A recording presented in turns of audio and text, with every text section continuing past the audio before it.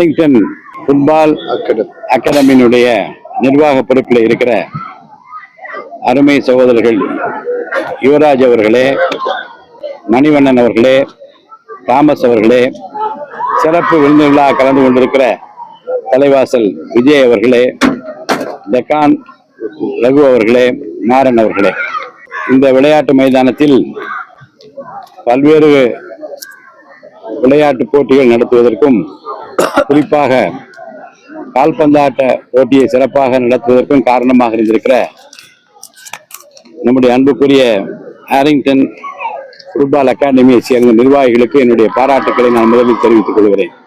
நேற்று மாலை கூட மாண்புமிகு பொதுப்பணித்துறை மற்றும் நெடுஞ்சாலைத்துறை விளையாட்டுத்துறை அமைச்சர் ஆதவ் அர்ஜுனா அவர்களுக்கு பாராட்டு விழா சென்னையில் நடைபெற்றது. அதே போன்று திரு மரிய வில்சன் மாண்புமிகு உறுப்பினர்களுக்கும் பாராட்டு விழா நடைபெற்றது. அதிலே சிறப்பு விருந்தினராக கலந்து கொண்டு நான் பேசுகிற போது பல்வேறு நிகழ்வுகளில் இந்த விளையாட்டுகளில் எனக்கு இருந்த ஆர்வத்தை வெளிப்படுத்தி கொண்டு வந்தேன். அதிலே ஒன்றுதான், சின்ன சின்ன குழந்தைகள்லாம் நான் இப்ப கை கொடுத்த போது என்ன வகுப்பு என்று கேட்டபோது 6ஆம் வகுப்பு படிக்கிற போது முதல் நான் ஆட தொடங்கிய விளையாட்டு இந்த ஃபுட்பால் தான்.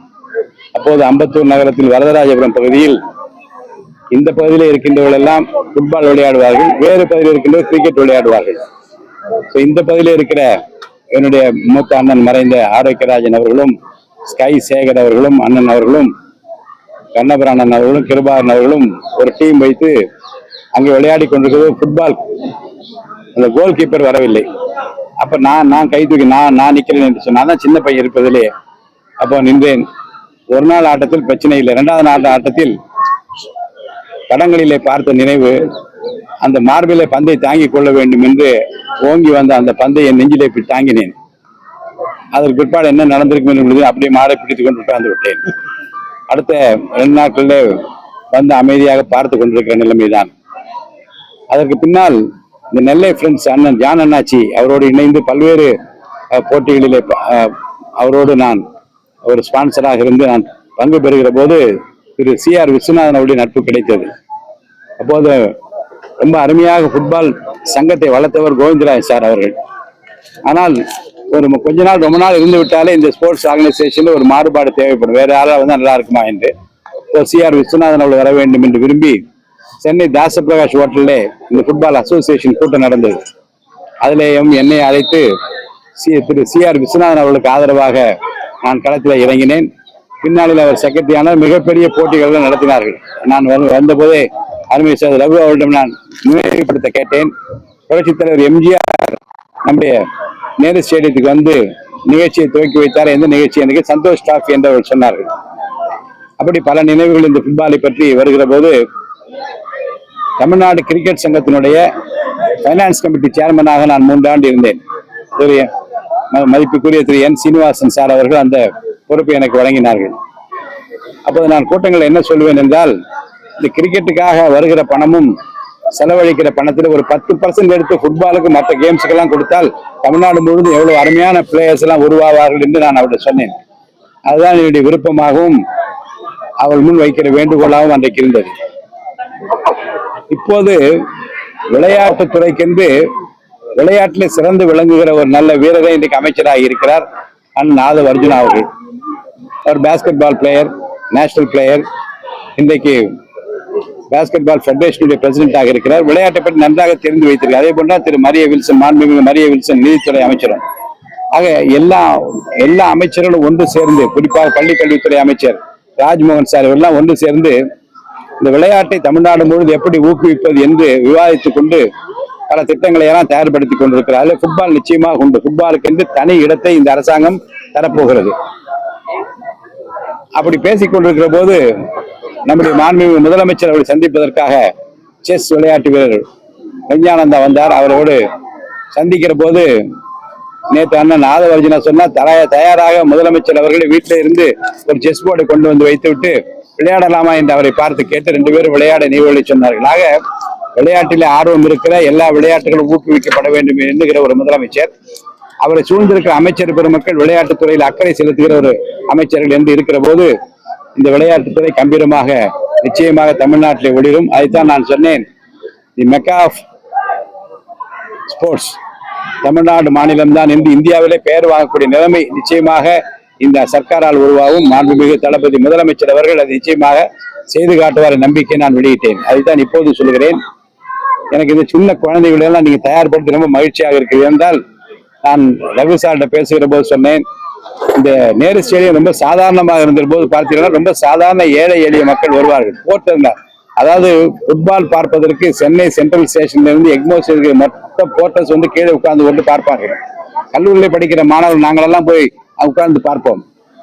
ஆனால் பின்னால ஸ்டேடியம் கட்டிய பிறகு பார்த்தா டென்னிஸாக இருந்தாலும் சரி, ஃபுட்பாலாக இருந்தாலும் சரி, அந்த கூட்டமே எங்கே போயிட்டு எனக்கு தெரியவில்லை. பெரிய இன்ஃப்ராஸ்ட்ரக்சர் கட்டி விட்டோம். ஆனால் வருகிற பார்வையாளர்கள் ஏன் குறைவு? ஒருவேளை இந்த டெலிவிஷன்லாம் வந்த பிறகு அதிலே பார்த்துக் கொள்ளலாம் என்ற ஆர்வமா, அல்லது நேரிலே பார்ப்பதற்கு என்ன தடை இருக்கிறது என்று எனக்கு தெரியவில்லை. இன்னும் அதிகமாக நம்முடைய பிள்ளைகளுக்கு நிறைய சலுகைகள்லாம் வழங்கப்பட வேண்டும். நீங்க வந்து நம்முடைய அகாடமி, ஹாரிங்டன் ஃபுட்பால் அகாடமி சார்பாக நீங்கள் வந்து இந்த பகுதியிலே செய்து வருகிற நல்ல பணிகளை நான் அறிவேன். ரொம்ப கஷ்டம், நிறைய பொருளாதார நெருக்கடி எல்லாம் உங்களுக்கு இருக்கும். அதையெல்லாம் தாண்டி தொடர்ந்து செய்து இப்போது உலகக்கோப்பை துவங்குவதற்கு முன்பாக 6 மணிக்கு முன்பாகவே துவங்க வேண்டும். முன்னாள் சட்டமன்ற உறுப்பினர் நிறைய செய்திருக்கிறார் என்று சொன்னார்கள். இப்போது இருக்கிற சட்டமன்ற உறுப்பினரும் செய்வதற்கு ஆர்வமாக இருக்கிறார். இந்த மைதானத்தை இன்னும் எப்படி சிறப்பாக கொண்டு செல்வது என்பதை பற்றியும், அதிகமான பிள்ளைகளை இந்த ஃபுட்பால் கேம் கால்பந்தாட்டத்தில் எப்படி ஈடுபடுத்தும் என்பதை பற்றியும் உங்களிடம் இருக்கிற திட்டங்களை எல்லாம் நீங்கள் சொல்வீர்களே ஆனால், மாண்புமிகு முதல்வருடைய கவனத்திற்கும் மாண்புமிகு விளையாட்டுத்துறை அமைச்சருடைய கவனத்துக்கு நான் கொண்டு செல்வேன். இந்த நிர்வாகிகளுக்கு என்னுடைய பாராட்டுக்களை நான் தெரிவித்துக் கொள்கிறேன். அர்ப்பணிப்பு உணர்வோடு செய்யப்படுகிற எதுவும் வெற்றியை தான் தரும்.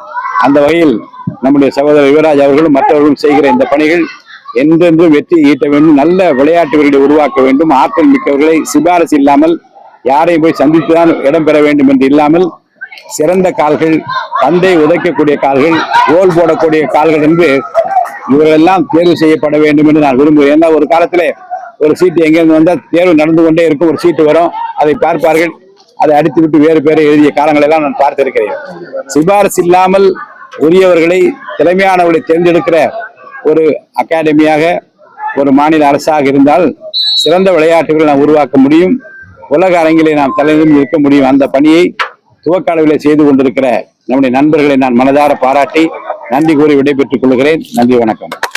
தான் இந்த முன்னாள் இந்த எம்எல்ஏவையும் இப்போ இருக்க எம்எல்ஏ அவர் அழைத்த நோக்கமே, நம்முடைய சகோதரர் யுவராஜ் அழைத்த நோக்கம் என்ன என்றால், முன்னாள் எம்எல்ஏ வந்தா இப்ப இருக்க எம்எல்ஏ வந்தால் கலந்து பேசி இதை எப்படி செயல்படுத்தலாம், எப்படி சீர்படுத்தலாம் என்பதை பற்றி விவாதிப்பதற்கு அழைத்து வர சொல்லியிருக்கிறார். வருவார்கள். அவரிடம் இந்த கோரிக்கை நான் உங்களுக்கு சார்பாக வைக்கிறேன். நீங்கள் இப்போ சொல்லுகிற அந்த குறைபாட்டை மாண்புமிகு விளையாட்டுத்துறை அமைச்சருடைய கவனத்துக்கு இந்த மாலையே கொண்டு செல்வேன். ஒருவேளை அவர் விரும்பினால், நீங்கள் உங்களுக்கு நேரம் ஒதுக்கினால் அவரை சந்திக்க வைக்கிறேன். இந்த லீக் மேட்சஸை பற்றி மற்ற குறைபாடுகள் நேரடியாகவே ஒருவேளை உங்களுடைய கால்பந்தாட்ட சங்கங்களினுடைய நிர்வாகிகள் வந்து பார்ப்பதற்கு நான் ஏற்பாடு செய்கிறேன். பயன்படுத்திக் கொள்ளுங்கள். மின்வெட்டை பற்றி நம்முடைய மின்துறை அமைச்சர் நேற்று கூட சதி நடக்கிறது என்று சொல்லியிருக்கிறார். காரணங்களை சொல்லியிருக்கிறார். என்னுடைய தொகுதியில் அப்படிப்பட்ட பிரச்சனை வந்தபோது உடனடியாக அதிகாரிகளை தொடர்பு கொண்டு 1 மணி நேரத்திற்குள்ளாக சீர் செய்யப்பட்டிருக்கிறது. மாண்புமிகு அமைச்சர் சொன்ன அந்த கருத்துக்களை ஒட்டித்தான் நானும் சொல்கிறேன். மின்மிகை மாநிலமாக தமிழ்நாடு இருக்கிற போது எப்படி இப்படிப்பட்ட மின்வெட்டு ஏற்பட முடியும் என்று நம்முடைய மாண்புமிகு அமைச்சர் அவர்கள் தன்னுடைய பதிலில் தெளிவாக சொல்லியிருக்கிறார். மாண்புமிகு அமைச்சர் சொன்ன பதிலுக்கு பிறகு நான் எந்த பதிலும் சொல்ல தேவையில்லை. நீங்க என்ன சரியா பார்க்கல. அதாவது ஒரே நாளிலே இந்த தடுப்பு சுவர் இருக்கிற காரணத்தினாலே விழுந்து மண்டை உடைகிறது, ரத்த காயம் ஏற்படுவது என்று சொன்னார்கள். ஒரே நாளிலே அடுத்த நாள் மாலைக்குள்ளாகவே அதை இடத்தை சரி செய்திருக்கிறோம். இப்போது இன்னும் 1 வார காலத்திற்குள்ளாக அந்த இடத்தை சமம் செய்வதற்கான உத்தரவுகள் எல்லாம் பிறப்பிக்கப்பட்டிருக்கிறது. டெண்டர் முடிந்து விட்டது. அந்த வேலை தொடங்க இருக்கிறது. எல்லா இந்த நான் பார்வையிட்ட அந்த 3 மைதானங்களிலும் எல்லா விளக்குகளும் எரிய வேண்டும் என்று சொல்லி இருக்கிறோம். குடி தண்ணீர் கேட்டார்கள். அதுக்கு ஏற்பாடு கோபாலபுரம் மைதானத்தில் ஏற்படுத்தப்பட்டிருக்கிறது. அதை RO வாட்டர் பிளான்டாக மாற்றுவதற்காக ஒரு தனியார் நிறுவனம் முன் வந்து அந்த வேலையை நடந்து கொண்டிருக்கிறது. நடவடிக்கை தொடங்கி இருக்குது என்று சொல்லியிருக்கு. நடவடிக்கை தொடங்கி இருக்குது. அவர்களுக்கு உரிய முறையில் நோட்டீஸ் அனுப்பப்பட்டிருக்கு. அரசியல், வெளியிலே நடக்கிற அரசியல் பற்றி நான் பதில் சொல்ல விரும்பவில்லை. சட்டமன்ற பேரவைக்குள் நான் எடுக்கிற முடிவு என்பது அவர்கள் எனக்கு கொடுத்திருக்கிற கடிதங்கள் அடிப்படையில் எடுத்திருக்கிற முடிவு. அதற்கு வெளியிலே எடுக்கப்படுகிற அரசியல் முடிவுகளுக்கு எனக்கு சம்பந்தம் இல்லை.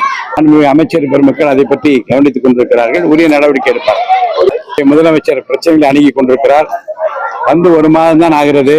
அதற்குள்ளாகவே பல சிறிய திட்டங்களை முனைப்பாக செயல்படுத்தி கொண்டிருக்கிற அரசாகவும் இந்த அரசு இருக்கிறது. மாண்புமிகு முதலமைச்சர் அமைச்சர் அவர்கள் எதையும் உன்னிப்பாக பார்த்துக் கொண்டிருக்கிறார். கோரிக்கைகளை பரிசீலித்துக் கொண்டிருக்கிறார். லஞ்ச லாவண்யமற்ற ஒரு டிரான்ஸ்பரண்ட் கவர்மெண்ட், வெளிரங்கமான ஒரு அரசாங்கம் இருக்க வேண்டும் என்று விரும்புகிறார். அதை நோக்கி பீடு நடை போட்டு பெருமிதத்தோடு இந்த சர்க்கார் நடந்து கொண்டிருப்பதாக நான் கருதுகிறேன்.